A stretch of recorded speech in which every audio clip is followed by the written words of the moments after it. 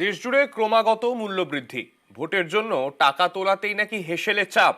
নতুন সরকার আসার পরেই দামের বোঝা মধ্যবিত্তের ঘাড়ে। বিস্ফোরক মুখ্যমন্ত্রী মমতা বন্দ্যোপাধ্যায়।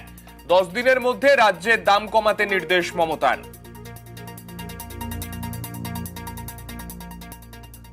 লাস্ট 10 দিনে আমার মনে হচ্ছে দামটা আরো বেশি বেড়ে গেছে।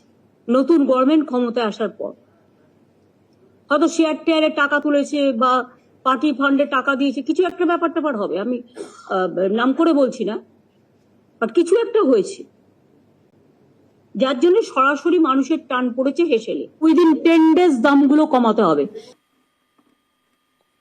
নিয়োগ দুর্নীতি মামলায় ফের প্রশ্নের মুখে সিবিআই।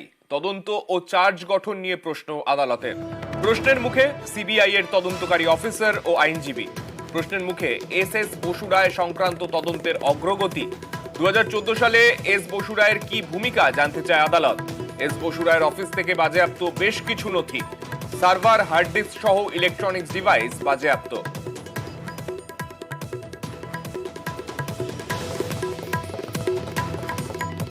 বিদেশি পরীক্ষাতেও জালিয়াতি। মালয়েশিয়ার মেডিকেল ডিগ্রিতে সন্দেহ মেডিকেল কমিশনের।